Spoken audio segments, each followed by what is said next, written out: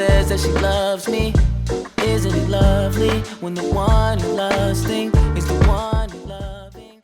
The man, the myth, the legend, he is running for president. 30 years ago, Race Matters came out, and now he is throwing his hat in the ring to be the president of these United States. Let me welcome brother Cornel West, doctor. I want to say thank you, my dear sister, Professor Karen Hunter of Hunter College. Yes, indeed. But I salute you, salute your precious loved ones, and what a force for good you have been and remain. Well, thank you. I must admit, sir, when I saw this commercial, the first question in my mind was why? Why did you need to do this? Why are you doing this, Cornel West? Why? No, I hear you. No, the calling is still the same. It's been the same for 55 years. Trying to the best of my fallible ability to tell the truth. Condition of truth is to allow suffering to speak, especially the least of these. And then justice, making sure people are treated with dignity and sanctity. You know what I mean? So now it sorry. spills over in electoral politics now. It doesn't though. I mean, because I just did a really quick civics lesson, right? The president is a specific thing. You got three duties. You're the statesman, you support you appoint the Supreme Court, and you got the nuclear codes. So do we need Dr. Cornel West to have those things? Don't we need you in them streets doing what you've been doing? Well, I'm gonna still hit the streets even as president, you see, because of my conception of what it is to be a public official is to be a servant. The servant takes a lot of different forms. So that on the one hand, you got your head of foreign policy, right? You've got 800 military units around the world. You got US troops in over 100 countries. We don't need to have that many military units. We don't need to be an empire at all. I want to be head of the empire to dismantle the empire in the name of what? Empowering those Sly Stone called everyday people, those James Cleveland called ordinary people. How do you save your democracy? You got to let your empire go. We don't need to be the empire in the world. We need to be a nation among nations. That's what the legacy of Martin Luther King Jr. and Fannie Lou Hamer looks like in the White House. That's what it looks like in electoral politics, right? We're going to eliminate poverty.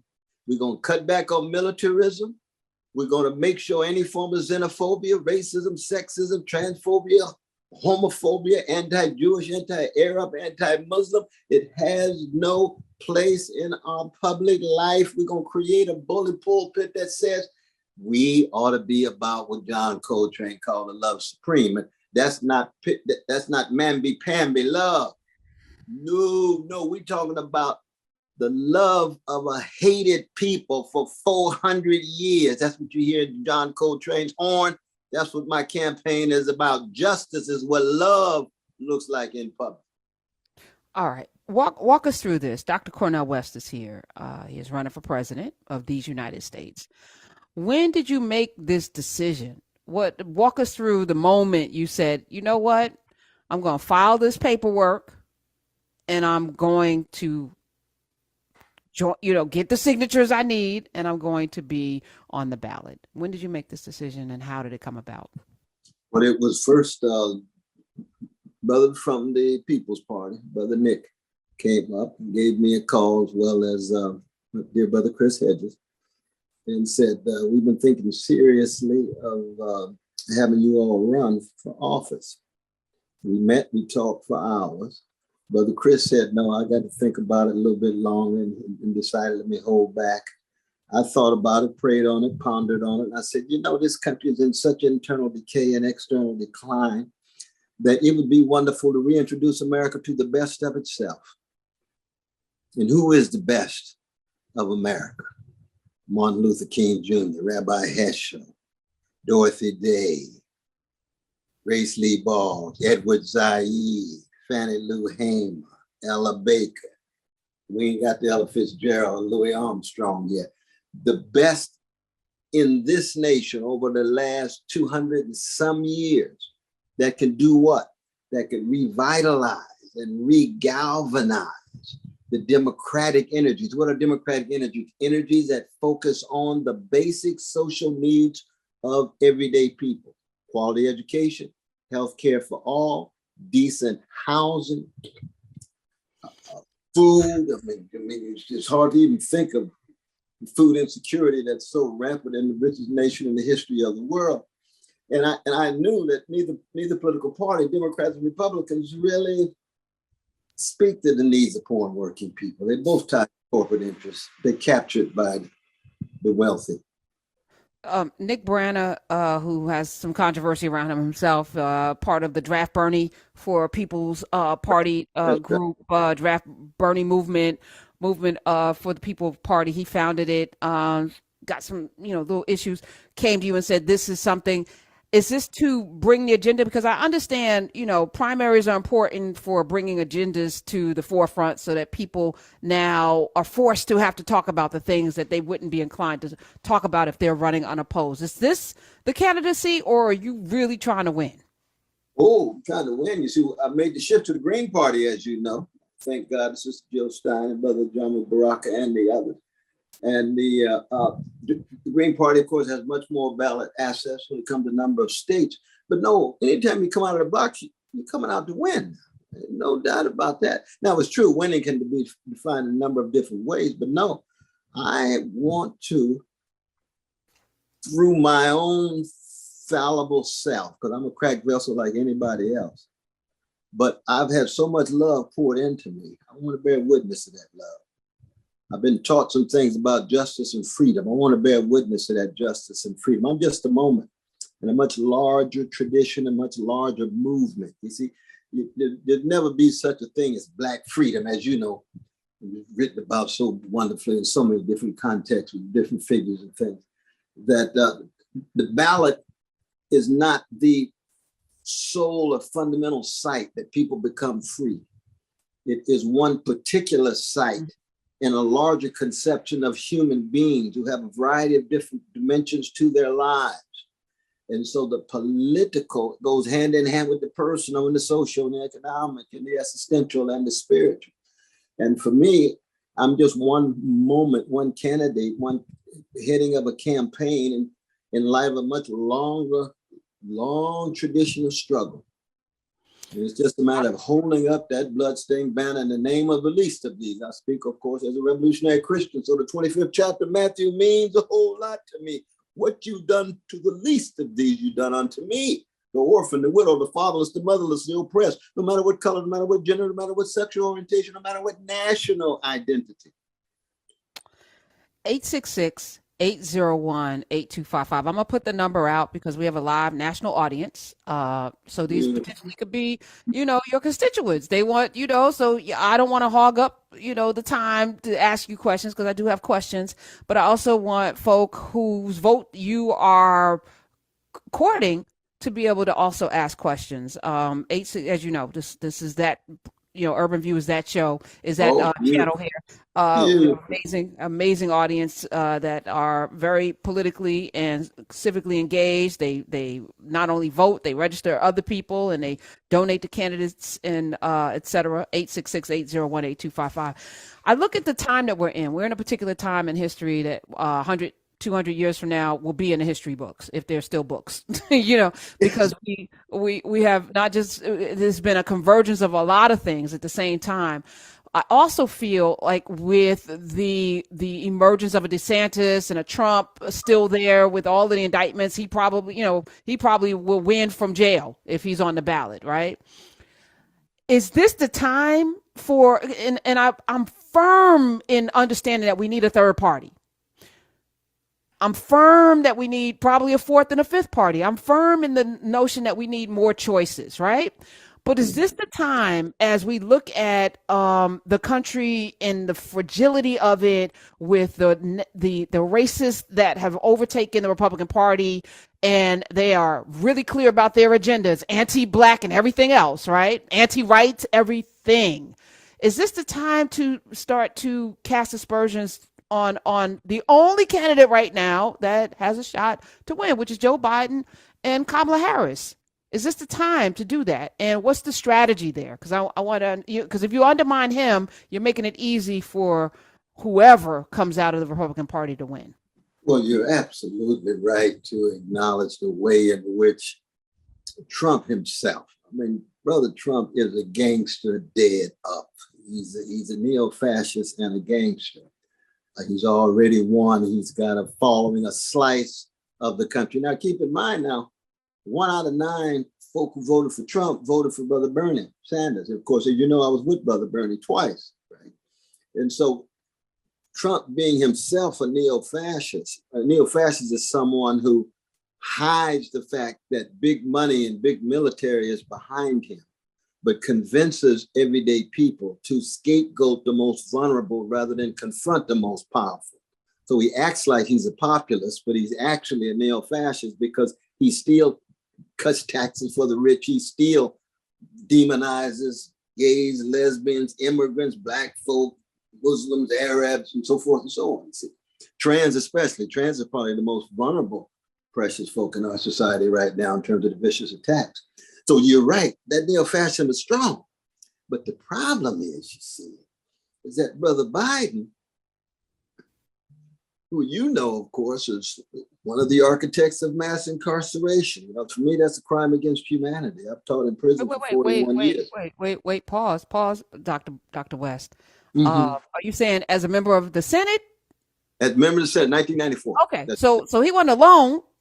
Oh, no. And that was under Clinton. If I'm like Clinton, Bush, like there's been a massive he led the charge under the Democratic Party. So this is a critique not just of Biden, but of the Democratic Party under Clinton and Gore. You're absolutely right. And many black politicians kicked in. Yes, because they were asking for relief because of the crack that, I mean, but what I'm saying is there's a thread that can be pulled and go all the way back to Ehrlichman and Nixon that has been a constant drumbeat that nobody has challenged because we allowed these folk to come into our churches and we just voted. And now that we know better, we can do better.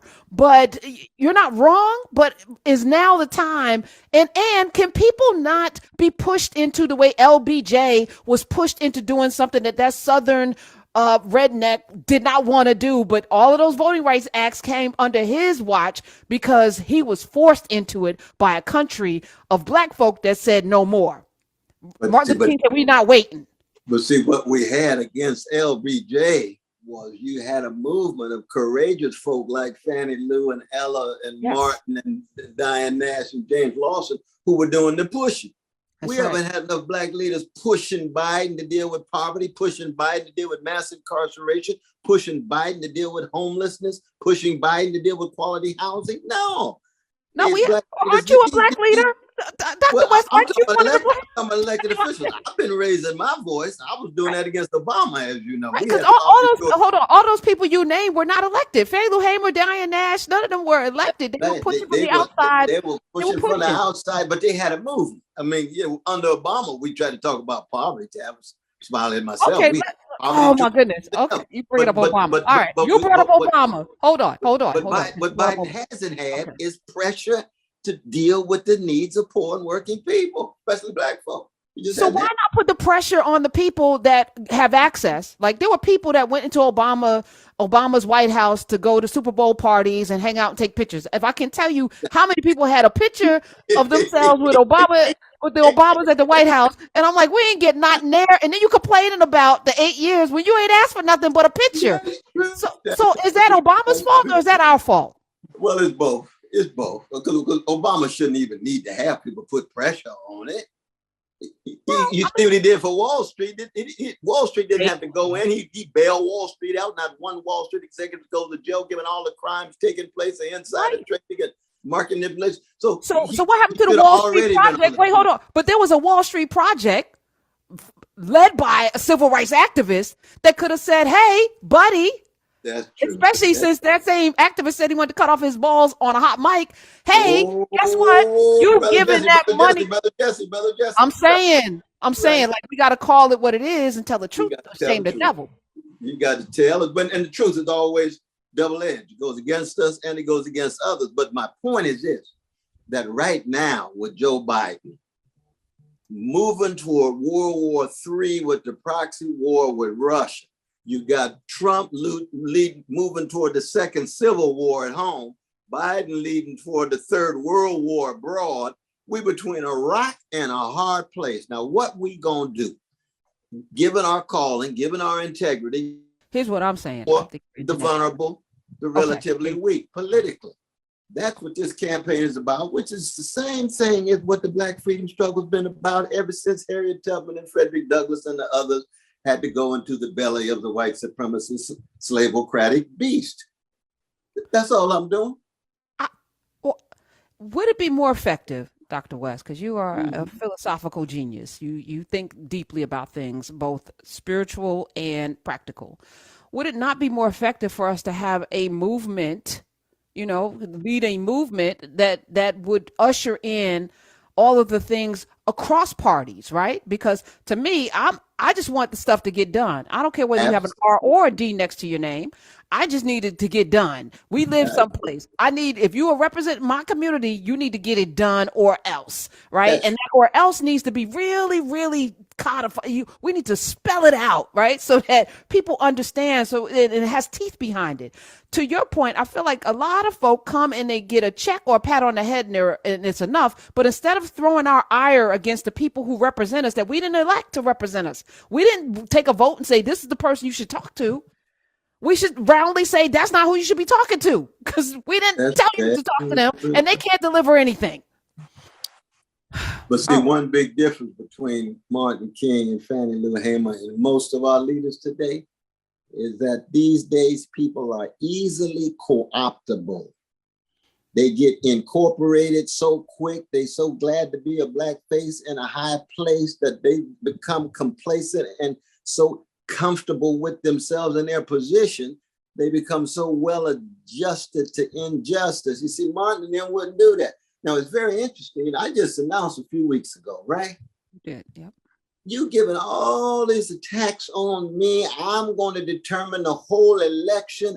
I'm just a fallible Black man that announced a few weeks ago, and now they think I'm so powerful. All I'm trying to do is bear witness, and I'm going to use whatever power I have to be true to my calling and my God and my poor and working people here and around the world. That's who I am. That's what it is to be, you see. Because we are students of history, both of us. Me less than you. I don't have the degrees to put that on my chest. But I remember Hillary Clinton was running for president. You supported Bernie Sanders, right? And a lot of people didn't vote in that election because of super predator, because of the Clintons, and they had mass incarceration. Same thing that we're in right now. That's true. And Hillary lost, and we got Trump during a pandemic with a person who can't read, didn't have the pandemic plan. A lot of our community suffered and died. A lot of the misinformation put people's lives in jeopardy, not to mention the climate in this country. Woo-wee, because people, and I saw Mark Lamont Hill, who was very much a Bernie bro and was very, that division with Jill Stein, with all of that, created an environment and listen, I was never a fan of Hillary. What I said then is what I'm saying now. It was about the Supreme Court. I could give a damn if Hillary was in that pizza shop. There's going to be 1, 2, maybe 3 Supreme Court seats, and that's going to impact our lives for the next 2 generations. I said that from day one. I was right. Right. We're here again, Dr. West. And why would we make the same mistake? Because that was a mistake. Well, if there's other factors, my dear sister, namely that if Sister Ruth had left earlier from the court, that would have made a difference. Yes. And if they had put pressure on Mitch McConnell, Mitch held that seat empty for all of those months, and the Democrats didn't go ballistic. Obama didn't go ballistic. They succumbed to that manipulation. So something like that, you got to come out swinging on. Now, that doesn't mean you're not right, because the Supreme Court is still central. If Hillary had won, there would be different people on the court. There's no doubt about that. But these other factors are very important too, in real time. And so now, on the other hand, Hillary is like Biden. You see, she's so tied to militarism. Neither one have seen a war that they have not supported. And that's dangerous, not just here, but around the world when you have World War III possibilities with nuclear exchange. And so So that as much as I would have not wanted Trump, and that's why I actually supported Biden last time, I thought that he was going to really deliver for poor and working people because I was part of the committee that Bernie put me on the committee to put pressure on the Democratic Party.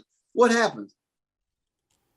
That progressive wing is just window dressing for a corporate Democratic Party. What have they actually done? Not just for poor people and working people, but around the world. You got the Palestinians on the West Bank getting shot down like I don't know what. Doesn't make any difference what party the president is. Those are human beings too. If they were Lithuanians, if they were Jewish, if they were Black, if they were brown, I would be just as concerned. But that's U.S. foreign policy. Foreign policy and domestic policy go hand in hand. They're tied together. So Bernie Sanders, Senator Sanders, from a very homogenous state, by the way. But out of Brooklyn, though. Out of Brooklyn. Yeah, but ain't been in Brooklyn in a while. Very 99% white in the state that, supports this president. He supports Biden. So why hasn't he been more, you know what I'm saying? Like all of the people that supported Bernie Sanders, where has he been? He's been really quiet in his mittens and his, hey, Bernie, been really quiet. Is that Brother Bernie? Yes. No, I love Brother Bernie. I just have a disagreement with him on this. So I think I think he has the same deep fear of Trump, and therefore he and AOC and the others prematurely came out so quickly support Biden. And don't get me wrong, I do believe that good people disagree on things. I don't believe that everybody got to follow me. I'm not no Pied Piper, but I can tell you this: I don't like lying. You see, if you're gonna support Biden, don't tell the world the way AOC says he's done a pretty good job. No, all this gig economy. What do you think all the strikes are about? Why do you think they're about to shut the country down against UPS? Why do you think the workers are going out in Hollywood? This economy is not the best it can be. He's done pretty good. He's done a few decent things, but don't lie to the people ever. Well, it's better than the previous guy, is all I want to say. And I don't want to see the previous guy come back. That's the truth there. But but you want to be able to always stay connected we want to be with our the best. suffering of the people. Yes. Yeah, that I agree with. 866-801-8255. I don't know why I'm giving out the number. Every line is lit. People want to talk to you, Cornel West. So I'm going to abdicate my throne right now and hand it over. And callers, be pithy. Get to the point. Don't ask somebody asked the question already. Hang up. You ain't got to ask the question a different way. Just let's go. Damon in Baltimore, you're up. Welcome. Karen, thank you very much for having me, and Dr. West, thank you for coming on to the program. And I'll just say this: I get no pleasure out of this, but this campaign just feels like an exercise in narcissism. I don't see how this is supposed to progress us anywhere. We've already seen what damage can be done with your support that you gave to Jill Stein. And while it's important, all of the things that you're talking about, I think are important, but those should be issues that we are using to push the conversation instead of challenging the conversation. And I believe that you're doing more harm than good by challenging our best hope for being able to address those issues. So my question to you is, at what point do you step back? Because we know that you're not going to win, but at what point do you step back and you say, I want to help Biden to become the best person that he can be in this leadership post? And Karen, thank you again. I know the lines are lit. Thank you. I appreciate my brother raising the question. I mean, I don't like this talk about narcissism. He starts attacking me, my integrity or something. Come on, Damon, Baltimore. This ain't about narcissism. It's the last thing I need to do at my age. Just because I have a different conception of what it means to pursue truth and justice doesn't mean it can be reduced to narcissism. Good God Almighty, that sounds like talking points of these establishmentarian corporate media. No. We just have a different conception of how we go about pursuing truth and justice. If you had two parties like Frederick Douglass did in the 1850s, and both of them supported slavery, and he found the Liberty Party because he wants the abolition of Black people. No, that's just an act of narcissism because you won't have any impact practically. You got to deal with whatever the two parties. No, both parties supporting slavery. One got a liberal version of slavery, one got a conservative version of slavery. You're still enslaved. What are we talking about here? People have different conceptions of how you pursue truth and justice without being narcissists, Brother Damon.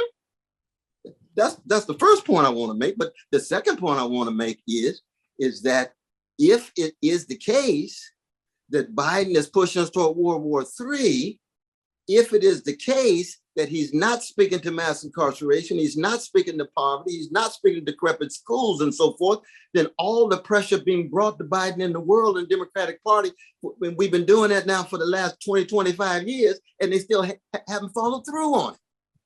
So what do you do? Now, I'm not saying that Damon's necessarily wrong, I'm necessarily right. I'm saying, let's just try to have a serious conversation without reducing it down to, well, we got to support the status quo. We got to support the status quo. No, that's not how Black folk have progressed over the years. Sometimes you got folk who do things that's outside of the existing framework. But to Damon's point, and I think, I don't want to get hung up on the narcissism. I want to lean in on what he was saying, because if this puts us in a position to be harmed, because if Black people vote for their lives, I don't think we're even tied to a particular party as much as we are tied to living and breathing, right?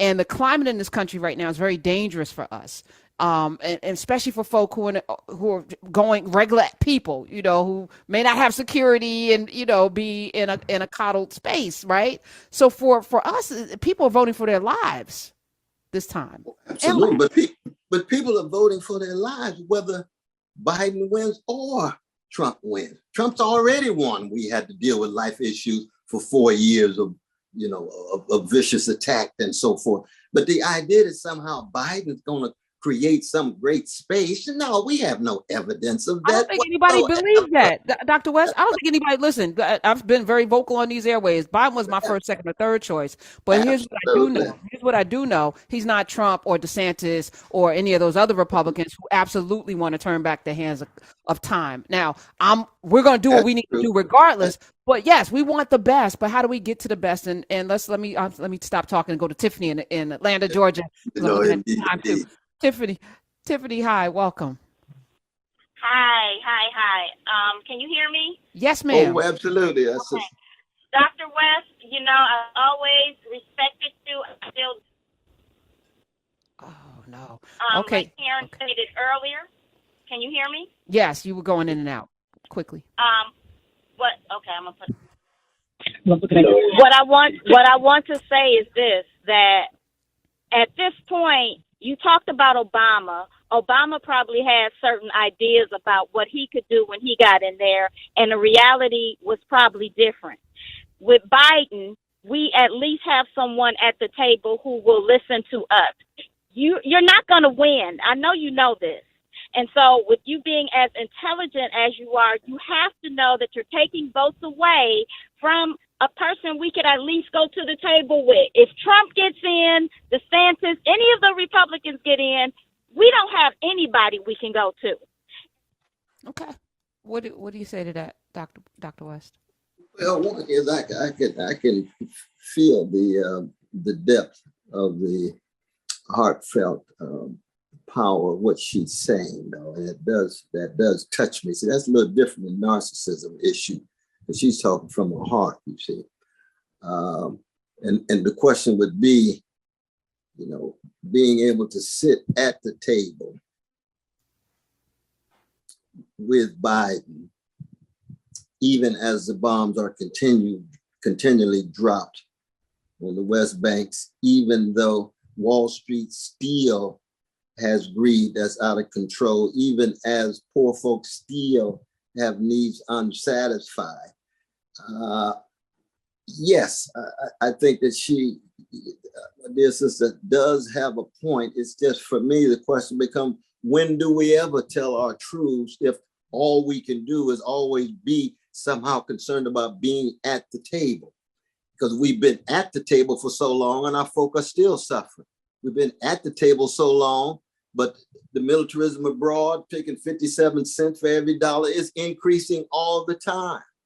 So does that mean that if the only choice is between this second civil war with Trump and the third world war with Biden, is that all we have? Is that all we can present to people? Just be at the table with a Joe Biden leading at World War III? That's the people's choice. I'm open to the choice, but at least I want to be able to raise my voice Now, back to taking votes away, we should note that Jill Stein, 2/3 of Jill Stein's voters would not have voted at all. See, so she wasn't taking votes away from Biden at all. They just wouldn't vote. 38% of Americans don't vote at all.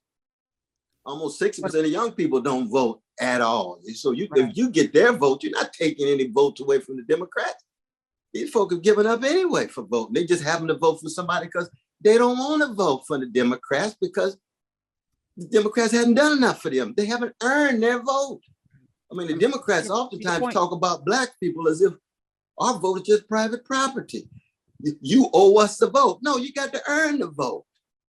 You got to do something. To your point, Dr. West, fewer than 40%, according to a Pew Research Center poll that came out yesterday, fewer than 37% of eligible Americans voted in the last 3 elections, 3 of the most important national elections. Kathy in Kansas City, welcome to the Karen Hunter Show. You're on with Dr. Cornel West. Hi.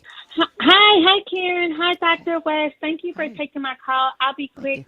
Okay. I have a question regarding your presidency. If you see that over the past few years, the Senate race has always been tight and we're always clinching, and, with cinema switching parties, why not try running for Senate instead of the presidency, since that's where most of our power comes from? It's not from the president. Thank you. Yeah, it's a wonderful question. It's a wonderful question. I live in Harlem, 110th Street. Thank God we got our new city councilman, Brother Salim. I'm glad to be in his corner. What would it be like to run for senator of New York rather than president on the Green Party? Because see, I'm just so disenchanted with the two parties. I'm just thoroughly convinced that they're just too tied to Wall Street. They're too tied to Pentagon. They don't really want to focus on poor working people. If I ran for a Senate in New York, that would be a possibility. But the problem is, even the Senate, it's so much a site of legalized bribery and normalized corruption. Once you get in there, you get thoroughly absorbed and co-opted so quickly. It's much more difficult to do that when you go straight for the presidency. But I do hear what you're saying. I'm going to have to think that through. But Dr. West, you don't think that the presidency isn't corrupted and co-opted? I mean, we just saw Supreme Court justices take money for years, never disclose it, and from people who wanted to overthrow Roe v. Wade and affirmative action, and there's nothing we could do about it. It seems that power, you know the term, absolute power corrupts. So how do you know? Right about that? But the difference is, you tell me what you think here. But the difference is that when you have one person and that person is you don't have to deal with trying to coordinate with the will of 99 other senators in wielding power and shaping one's authority. See, so if as one person in the executive branch, if you're already subject to legalized bribery, then you're just going to fall right into co-optation. But if you get a different kind of person, you get a free Black man or a free Black woman or a free human being who's fundamentally concerned about the interests over against Wall Street, over against the Pentagon, you're going to have a different kind of battle. I suspect, and walk me through this, because I'm definitely going to get the rest of the call. So thank you, Kathy, in Kansas City, that the presidency is not a king. The president is not a king. So the president has very limited powers, right? And I feel like many of us feel like the president could just come in and do anything that the president wants to do. But it's not the case. There are so many constrictions around so I feel like you're actually more bound as a person, activism-wise, if you were to become president than you are right now as a citizen, getting arrested, going out in the streets, fighting for the justices and rights of other people. I feel like that would hem you up. And that's a very good point, but on two fronts. One is you got executive orders. In that sense, you almost are king-like or queen-like. You don't have to worry about legislation. Look at the cluster bombs that Biden was able to do, which are crimes against humanity, war crimes. How did he do that? Executive order. He went around the law. They passed a law under Obama, there would never be cluster bombs. How do you do? Well, it's a 1% versus 2.5%. I'm going to waiver this law and I'm going to do it under this law. So that executive order is a lot of power for the president. But the other one is the bully pulpit. You see that? You got the press, and you are helping shape the dialogue. You're going to the prisons. You're going to the hoods. You're going to the school in the hood. We're going to do something about this. We're going to have a dialogue with this homeless brother. We're going to eliminate this homelessness. This is not an afterthought. Very few presidents do that kind of thing. Tomorrow, say you get elected. How do you eliminate homelessness, Dr. West? What's the plan? Massive abolition of poverty. We need $190 billion to make sure that everybody has access to a decent house, has access to food. Make sure your trade union movement's strong enough so you have living wages. Make sure that you have access to resources. You need massive reinvestment from military to resources for people's basic social needs. We have it. It's just that when we have wars, we get trillions and trillions and trillions of dollars for the war. We could abolish poverty with $190 billion. Right. I feel like most Americans are not dialed into this war thing like you are. I think a lot of us are thinking about the food, clothing, and shelter right here, the clean water that we need, the air that we need to breathe that needs to not come from Canada, and the schools that are crumbling, the infrastructure that's like we have daily things that are happening in our lives that the president absolutely should be leaning into, including the unhoused. Absolutely. And if with all that money and resources we spend on war, on military, if that went into precisely the kind of issues that we're talking about, we'd have a different kind of society. But again, that's not the president's purview. Even the budget doesn't fall under you. The president lays out the budget and presents the budget to the legislative branch, presents it to Congress. I got my priorities now.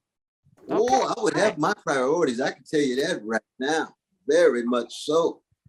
And we haven't got the reparations yet. We haven't got the reparations yet. Reparations would also not fall under your purview. They haven't even, that's a congressional act. That's a congressional act to even study it. But using the bully pulpit and saying that in the name of truth and justice, we're going to make sure that we repair this damage done to these precious Black folk over these vicious years of slavery and neo-slavery and Jim Crow. Set the framework, tell the truth, and then see what the Congress going to do. Then mobilize the people to put pressure on Congress. All right, let's take Herman in Oklahoma. Hey, Karen, how you doing? I'm Dr. great. West, how you doing also? How you doing, my brother? Oklahoma now. Great. Yeah, I'm from Oklahoma. So first off, I'm not going to say you're not going to win because if Trump can win, I'm sorry, y'all, anybody can win.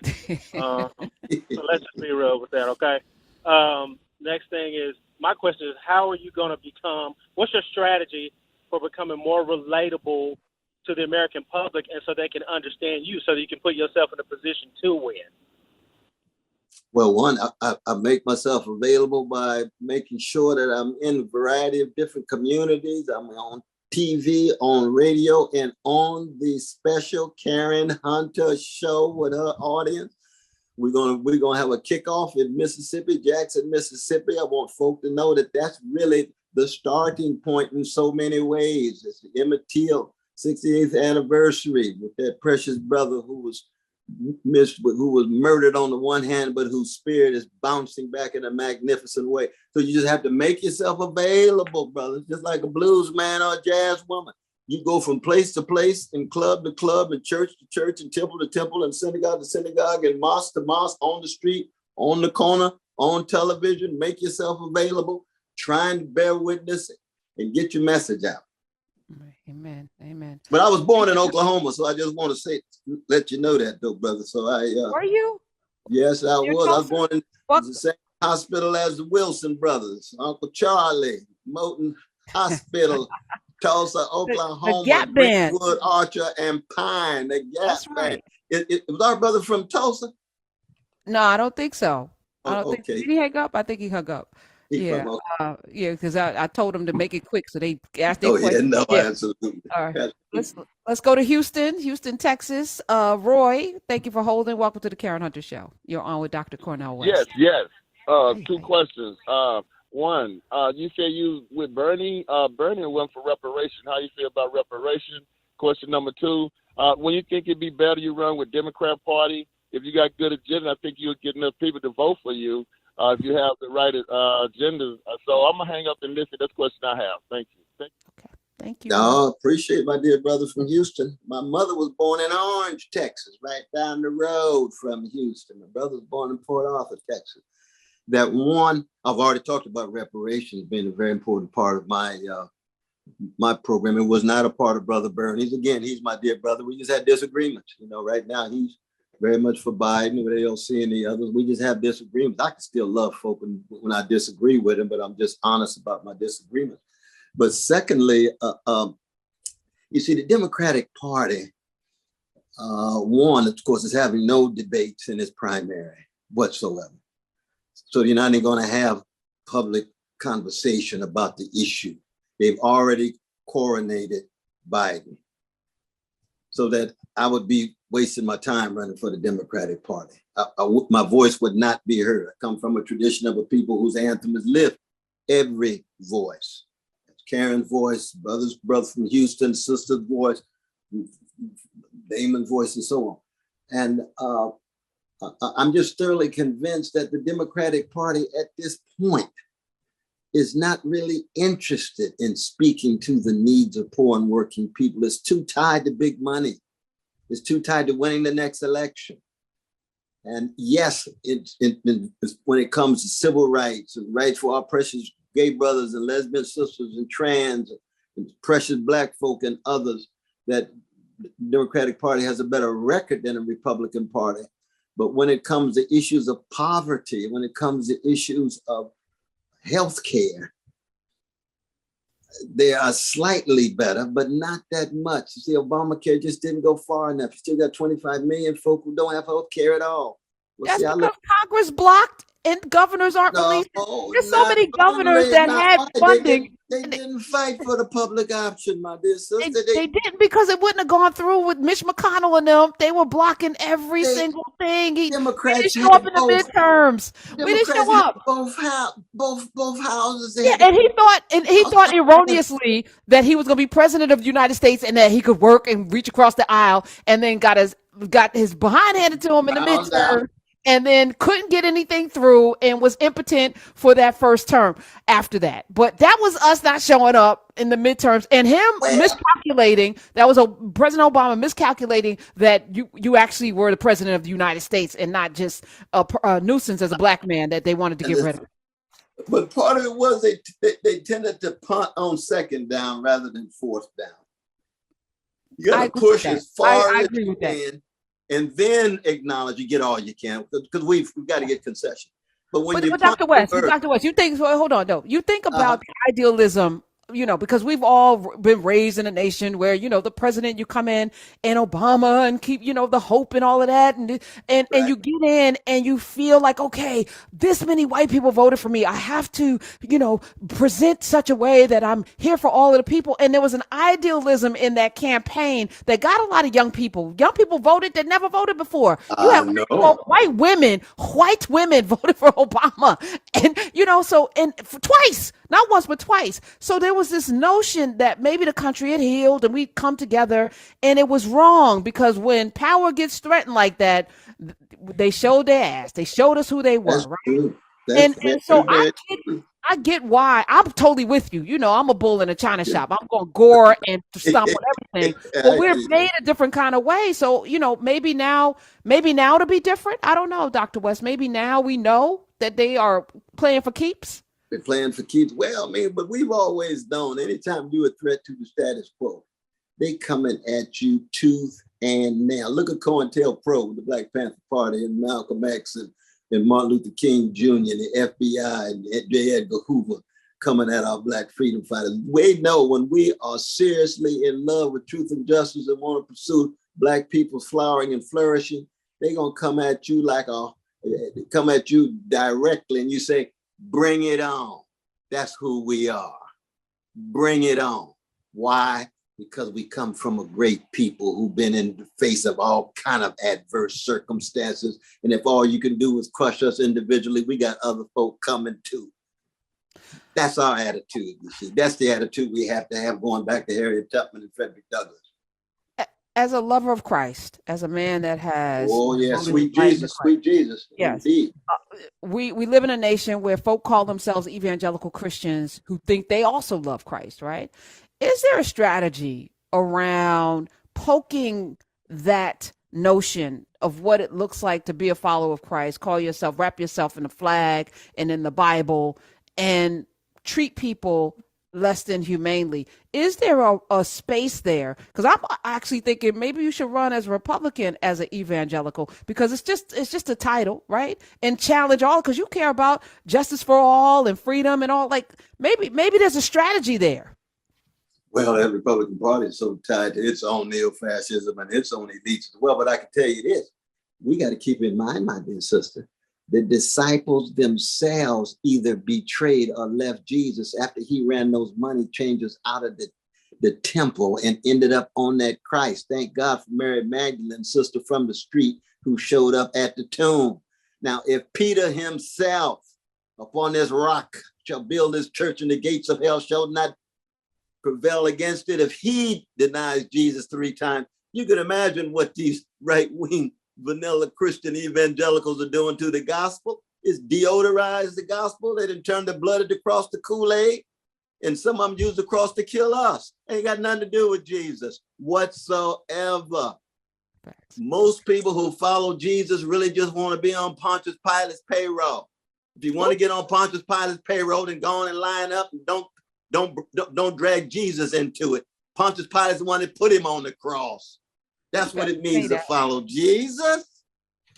And that's the Jesus that I learned in Shiloh Baptist Church on the chocolate side of Sacramento, Reverend Willie P. Cook and my mama Irene and Clifton West loving Jesus. That's the sweet Jesus I'm talking about. That's why I'm a free black man. All right. Let's go to Detroit, to the D. What up, though? Carolyn. Carolyn in Detroit. Hi, welcome. How are you? I'm awesome. Hello, Dr. West. How you doing, my dear sister? Good to hear your voice. I'm good. You know, when I saw a picture of Jill Stein sitting at the table with Vladimir Putin and Flynn, you know, she's with the Green Party. And I just want to know, how did you feel about that? Now, that was what, about 5 or 6 years ago? She was at some kind of gathering or something? She was running for president. Oh, back in 2016. Yes. Yeah. No, I mean, I didn't know what the dynamics were, nothing like that, but I can only speak for myself. I can't speak for Sister Jill. I can keep track of Putin and his gangster activity. I can keep track of Putin and his repression and so forth. I just speak for myself. I mean, from what I hear, from what she was saying, it was some kind of gathering they had that she was not there to lend her support or anything. She was simply there at the gathering itself. And people have probably sat around a whole lot of different tables of people. They have deep disagreements, but she would have to speak for herself. That's all. But I'm just speaking for myself right now, my dear sister. Yes.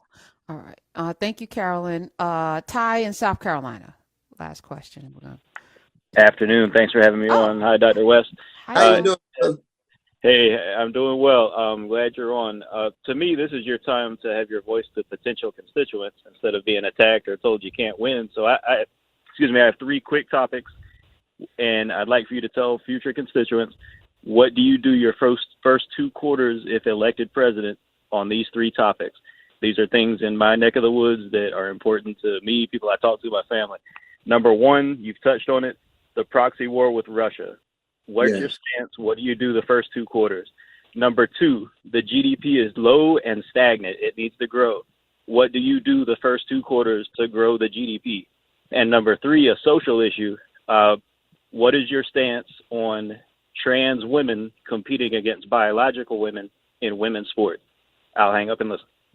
Oh, appreciate that. Brother from John Coltrane's state, North Carolina, as I recall. He's South Kakalaki. He's in. Oh, is it South Carolina? Yeah, Ty's in South Carolina. Oh, yeah. I'm sorry. That's Dizzy Gillespie. Yeah, okay. That's Dizzy Gillespie state.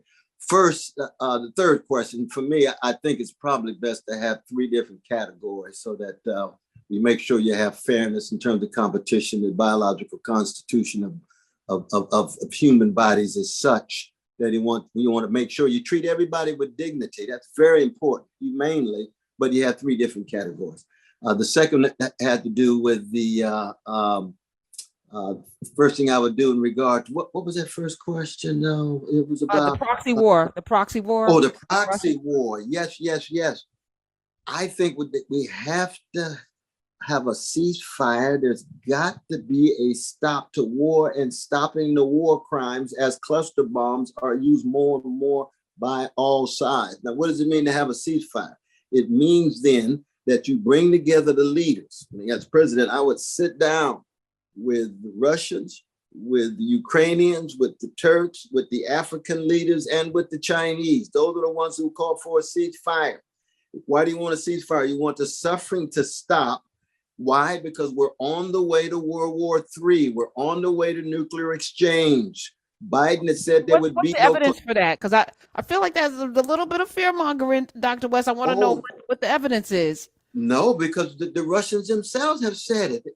They've said explicitly in responding to NATO meeting, we're on the way to World War III because our backs are against the wall, and if we have no choice, we will use nuclear weapons. They've said that explicitly. If NATO lets Ukraine in, which doesn't seem to be happening, I don't think President Biden, I think, was very clear about not bringing Ukraine into NATO, because it would then force America into this and all the NATO alliance into this, and I don't think that's going to happen. I was watching this over the weekend. So if that's not happening, where what would be Putin's impetus to then press a button?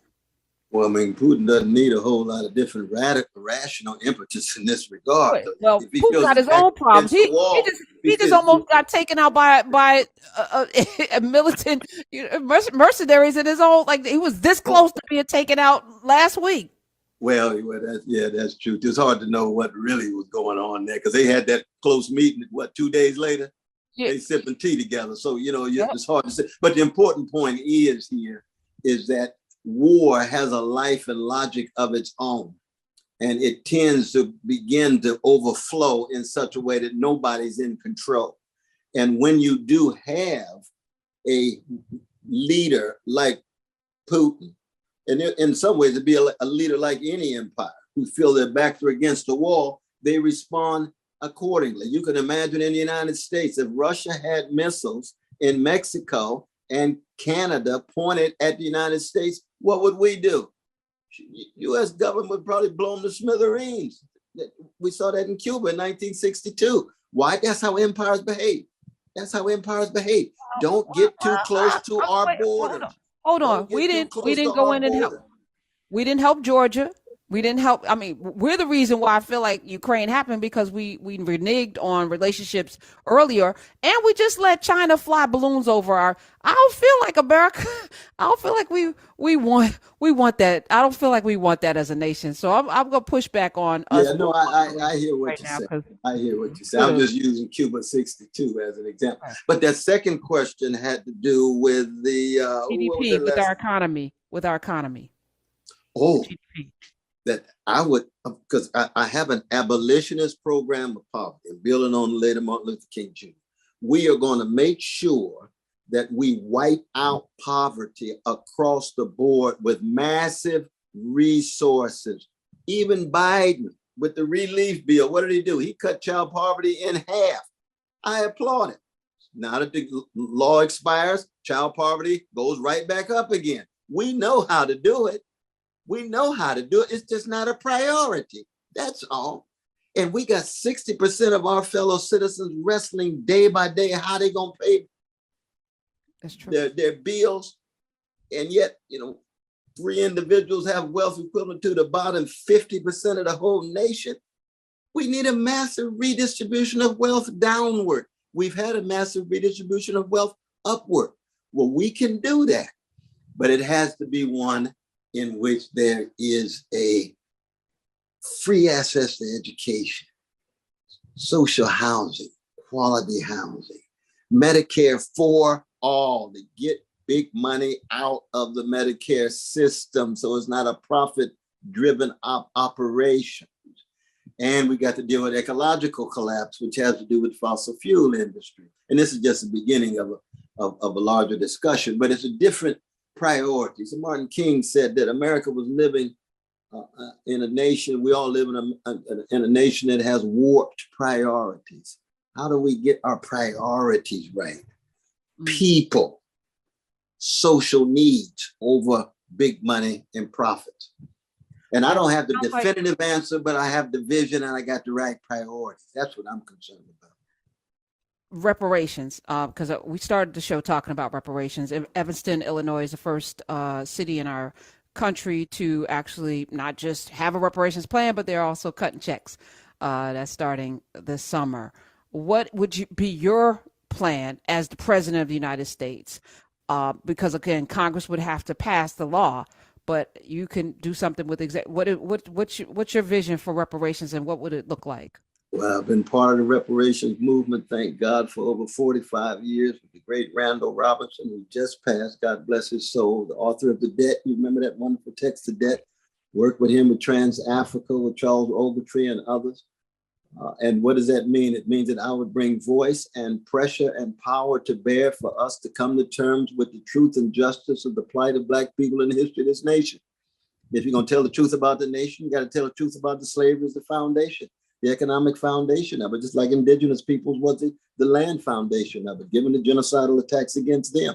You got to tell the truth about Jim and Jane Crow. You got to tell the truth about redlining. You got to tell the truth about forms of discrimination in which Black people's labor, paying taxes, not getting their return on taxes, generates a certain kind of damage for upward mobility, damage for economic prosperity. Well, what kinds of responses to that damage? And that's what reparations is, the repair of the damages. So we'd have to have a serious discussion. We'd have to have movements, both outside and inside of Congress.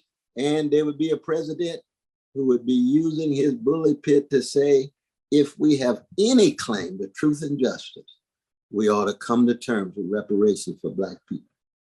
All right, I'm gonna let Jerome in Chicago, because he has a suggestion for you as a slogan. Absolutely. So Chicago, Jerome, welcome to the camera. Yes, he is. Hi, welcome. What's going on, Ken? Hey. Dr. West, it's a supreme honor to speak with you today.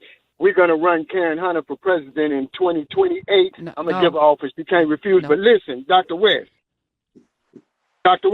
Yes, my dear brother from Chi-Town, yes. I have 3 words because I know Karen want me to be pithy. She trained me well. I got 3 words for you. And I read your book, man. I was in line reading your book. West matters for president. Double entendre. Lord have mercy, my brother. Woo! Well, we going out on a high note from Chicago, my brother. I can tell you that. I got 3. Lord, yes. Lord. So book, man. I was in line reading the book. West matters for president. Double entendre. Yes. Good.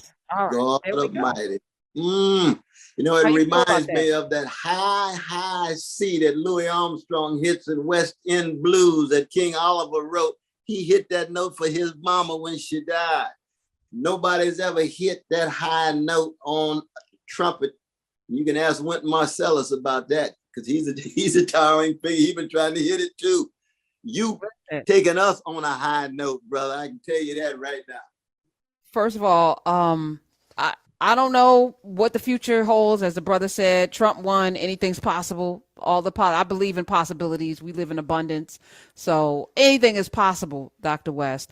I appreciate you giving us time today and holding court with us. I also appreciate your contributions in Nubia, in djembes and chorus, talking about music, which is your other love, to people. I appreciate you doing that, several sessions. And I thank you for coming through today. You answered every question.